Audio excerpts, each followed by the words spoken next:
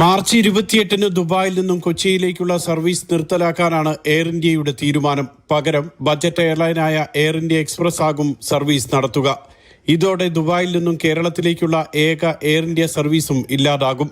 ഷാർജയിൽ നിന്നടക്കം കേരളത്തിലേക്ക് വരുന്ന വിമാനങ്ങളിലെ നിരക്ക് വർധനവിന് ഇത് കാരണമായേക്കും. മാത്രമല്ല, സൗജന്യ ഭക്ഷണം, അധിക ബാഗേജ് തുടങ്ങിയവയൊന്നും യാത്രക്കാർക്ക് ലഭിക്കില്ല. ഇത് യാത്രക്കാരെ പ്രതികൂലമായി ബാധിക്കും. സ്വാഭാവികമായിട്ട് എയർ ഇന്ത്യ നിർത്തുന്നതോടുകൂടി ഹയർ ക്ലാസ്സുകളൊക്കെ നിർത്തും. വെറും ഈ കൺവെൻഷൻ ഫ്ലൈറ്റ് മാറ്റിയിട്ട് ബഡ്ജറ്റ് എയർലൈൻസിൽ പോകുമ്പോൾ ഏറ്റവും ചീപ്പ് ആയിട്ടുള്ള സീറ്റുകളും മറ്റുള്ള കാര്യങ്ങളായിരിക്കും ഉണ്ടാവുക. അത് ദുബായിൽ നിന്നുള്ള ആ ഒരു ഒഴുക്ക് നിൽക്കും അവിടെ.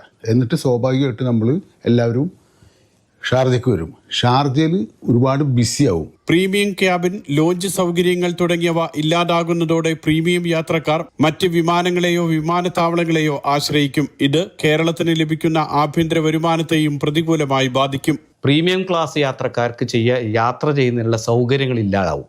അപ്പം സംഭവിക്കുക എന്താണ്? അവർ അതിനടുത്തുള്ള ഡെസ്റ്റിനേഷനിലേക്ക് തേടിപ്പോവും. സ്വാഭാവികമായിട്ടും കേരളത്തിൻ്റെ GSDPയെ പ്രതികൂലമായി ബാധിക്കുന്ന രൂപത്തിൽ കേരളത്തിന് ദൂരവ്യാപകമായ പ്രത്യാഘാതങ്ങൾ ഉണ്ടാക്കുന്ന ഒരു തീരുമാനമാണ് എയർ ഇന്ത്യ എടുത്തിരിക്കുന്നത്. കൊച്ചിയിലേക്കുള്ള പ്രതിദിന സർവീസാണ് എയർ ഇന്ത്യ നിർത്തലാക്കുന്നത്. മുൻപ് കൊച്ചിയിലേക്ക് ഡ്രീം ലൈനർ അടക്കമുള്ള സേവനങ്ങൾ ഉണ്ടായിരുന്നു. സിനിമാ താരങ്ങളും ബിസിനസ്സുകാരും അടക്കം നിരവധി പ്രീമിയം യാത്രക്കാരുള്ള വിമാനത്താവളമാണ് കൊച്ചി. Mathrubhumi news, Dubai.